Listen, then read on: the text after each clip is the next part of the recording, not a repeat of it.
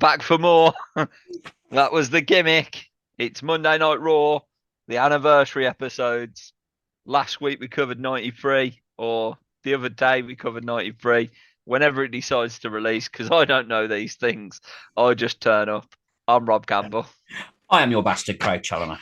And today, well, spoiler alert, we're talking about 1994. It took place January 10th. This is Monday Night Raw. So, format, as I say, we're going to just quickly go through the show, what happened, what were the highlights, and then we're going to give it a rating, and then we'll eventually start building a league table as we go ahead of all of our ratings. Here is Relentless, sponsored by Craig. Sponsor. You gotta get your sponsors in. You get 10% as well. You do get 10, any shop. 10% off British Bulldogs, 10% off French Bulldogs. You name it, we do it here at Hot Tag Reviews. Fuck those French. Fuck those French. Oh, mentioning French. Anyway, so we're still the same intro. 1 point on. We still got the classic intro that we all love fondly for its vintageness. Mr. McMahon is still on comms. He is. And the Macho Man. Crowd look hyped. Outside the Manhattan Center. Oh, wait. We're not there. Whoopsie. Where are we? Where are we? We're in Richmond, Virginia. We've moved. We had to vacate. We had to vacate. Why did we have to vacate? I don't even know. I'm not doing any research into that. I can't be asked. Anyway, we're in a different venue, just like we're probably going to be every other year going forward. But there's a big tag team championship match hyped up before the start of this show. There's a video package and everything. Yeah, makes it a big match feel. And then well, you expect that to be the main event, don't you? You'd think. You know, hour long, weekly, episodic TV show. You know, you just advertised a big match. You know, you do that at pay per view. It's normally the main event. What do? You fucking stick them out first. So the tag team titles are in the opener. He stuck with Becca's as the champions with Johnny Polo, aka your interesting debut revelation that you watched. The Raven, baby. Recently. Did 1995. You got some good goosebumps over that. I happened to randomly put on an episode of ECW 95, and it happened to be the debut of the Raven. Can't knock that, can you? Such difference in character. Oh yeah, 100%. Right. Johnny Polo was a jobber. The absolute growth of the man as well, though. Scott, oh yeah, like from where he was as Johnny Polo up to Raven, it's fucking mate. The transformation's insane. It's incredible. You wouldn't think it's the same person if you didn't know. Yeah. They're taking on the weird and wonderful team of the 1-2-3 Kid and Marty Jannetty. I think this is probably the best match on the card, if I remember rightly. Yep. I think it was, Yeah. which is you know, a bit of a shit gig because they went on first. They should have gone on last, and we'll get to the main event. And fuck me, we'll get to the main event. Yeah. But they do a false finish in this as well, which was interesting. I was kind of like, okay, they've won the belt, and then they haven't, and then they go to a commercial break. And I was like, okay, now what's going on here? And then all of a sudden we come back and they're wrestling again. And obviously Mr. McMahon tells us what the crack is. And, you know, it wasn't allowed and all of that. And they've got to carry on. And then, Craig, I can't believe what I'm about to say, but they actually went and won the belts then. The new champions, Marty Jannetty, 1-2-3 Kid. When I watched this, I absolutely forgot what the finish was. And I just thought the Quebecers were going to go over after that false finish. Yeah, when it happened, I was like, wait, what? Yeah. Is this real? It was just, it was just insane. What an and this as well, bearing in mind, it's an hour-long show, which equates to what, 43 minutes? 40, yeah, something like that. Because adverts, isn't it? This was the first 20 minutes of the show. Yeah. Yeah. Good, really. Good format. I think when we get on to 95, that's repeated a little bit, isn't it? In 95, but you've got the Intercontinental Championship on the line, which we'll obviously come to in the next episode. But yeah, for this one, new tag team champions to open the show. As I say, strongest one of the night. Probably carries the rest of the show. To be fair, it's all downhill from here to an extent. That they show us some moments throughout, don't they, of what's happened over the last year. So one of the biggest moments being the 1-2-3 Kid beating Razor Ramon in this instance. That was an incredible match.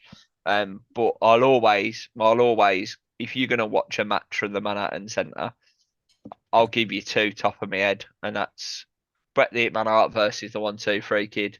Absolutely incredible match. And Mr. Perfect versus Ric Flair before Flair disappears.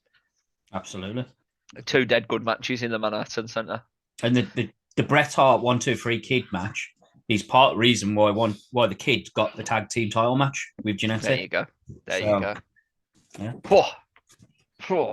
Also, Shawn Michaels, Marty Jannetty, I'm sure they have a great match at the Manhattan Center. And they have an IC title match. And I'm sure Shawn and Mr. Perfect might have one as well, Anyway, something to look at. Where are we? Todd Pettingale does a Royal Rumble report. He's another one that's up there, isn't he? Absolute legend. Todd Pettingale, Sean Mooney. And then we get a JR Royal Rumble rundown. We do, because Todd Pettingale wasn't there. I just remembered. It's all right. They said let's go to Todd Pettingale, but then but it was our Jim. Hey folks, I'm Todd Pettingale. Let's talk about the wrestling. The Royal Rumble report on the 95 edition. He's so different to the 94 edition when it's actually Todd Pettingale, now that I think about it. Yeah. You got your anniversaries mixed up. It's all good. I did. My bad. Razor does some Ico Pro and Macho Man does the Slim Jim. Do a Slim Jim. I love that it's still going now, and obviously LA Knight's obviously taken that sort of moniker, if you will. But Macho Man still gets a little bit of credit for it, doesn't he? So he should. No one give a fuck about Slim Jims until Monica, until Macho Man was on it. There you go. I mean, Monica's, Jasmine's, it's all the same, isn't it? There you go. Ludwig Borga. What a man. Fuck that guy. He's taking on Brad Anderson. That's Road Dogg's brother for everybody that doesn't know. Terrible. Awful. Yeah. Brad Anderson looked like he was slowing down constantly. Yeah, he's a good wrestler. Yeah, he's a really good worker, good wrestler. And even down to the fin, like when Ludwig cuts him off with the clothesline after the duck, it's like he has to put himself in the right position to get hit. Yeah. Because he was just terrible. Awful. Why is there a King and Tiny Tim moment? I got no words. What? Why was Luger on the phone? I did wonder. I've just read Luger on the phone. So they phoned him up. We got Luger on the phone to discuss. He's now going to be in the Rumble, isn't he? Oh, great. Fantastic. That's what everybody wanted. Yeah, so we had to phone up Luger to go, oh, welcome to the Rumble. You're in it. Oh, great. Glad he's in it. Then, obviously, the Doink's back to, for a moment. He's chucking water on the brain. Yeah. Isn't Brain working for WCW at this point? Was that not a silly idea to show it? I don't even... I think it's Bobby in it, though. I don't think they ever cared with Bobby. It was just... True, because he's not like an in-ring competitor. It's Gorilla's best friend. It's fine. What's going on with the Undertaker? He's taking on Ray Hudson. Oh, he has 10 matches in the WWF, believe it or not. This one's actually his first, and he's last. So this is the difference, right? He faces the Undertaker in his first match, and on the way out, literally just over a year later, he's in a tag team match. I haven't even noted who his tag team partner is. That's how much of a jobber he must have been.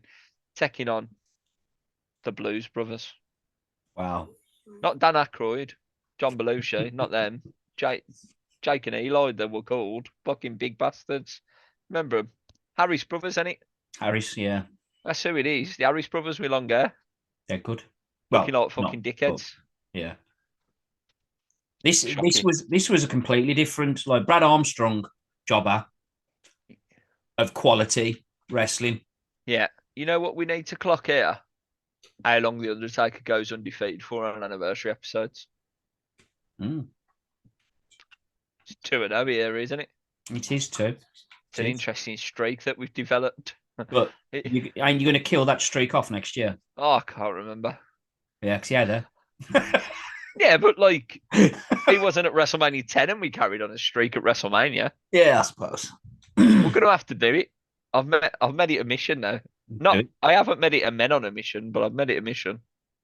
Oh, men on the mission. Can't wait to get to there. Good birthday cake. Mate, they was bigging up the leading to that cutting of the cake so much. It was fucking hell. Good birthday cake. 5 stars for the birthday cake, I say. 5-star cream that was. Well, if you like a bit of cream. And let's get on to it. The main event. This wasn't quite 5-star cream. Probably, if you're going to No. cream in this one, it's probably over Luna. But you've got Bastion Booger in the main event of Monday Night Raw, taking on Bam Bam Bigelow. Yeah. How long did they go for? Mate, I don't know. This felt about 10, 15 minutes.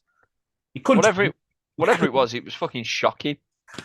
couldn't have been because fucking obviously the first fucking the opener went 20, but I absolutely don't care for it. this was just I mean it's Bastion Booger in it, like he was awful. just to be fat and a slob.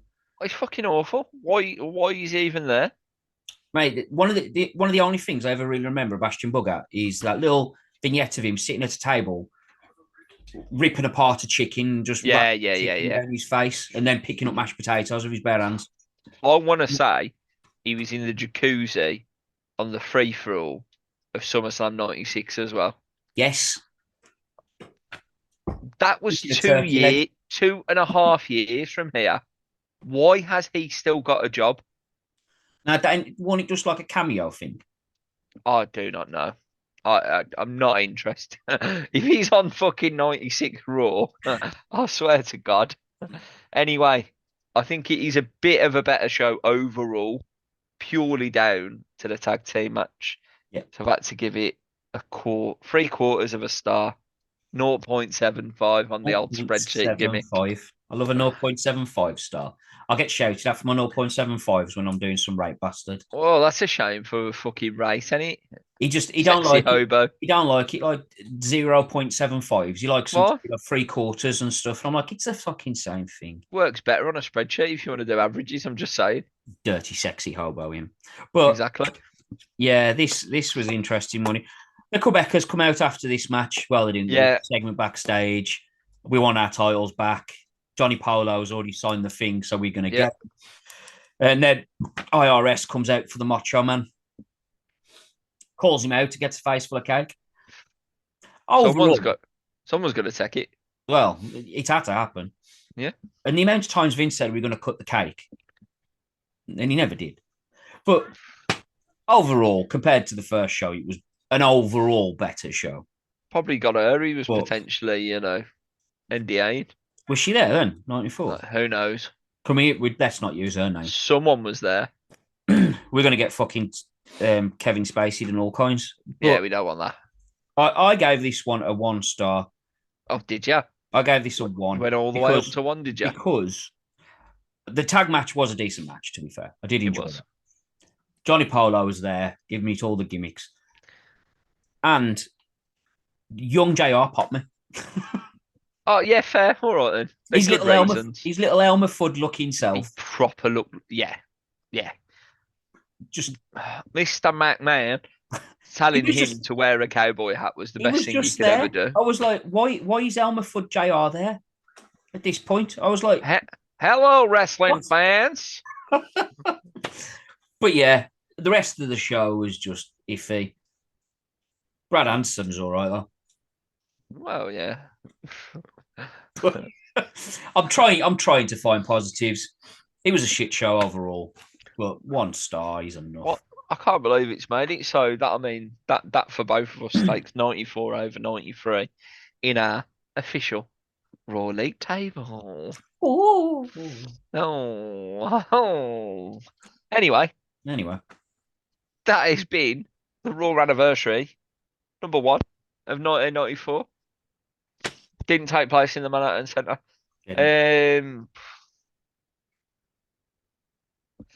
Yeah, I've been Rob Campbell. I am your bastard, Craig Challoner. Over to France. Vive la France.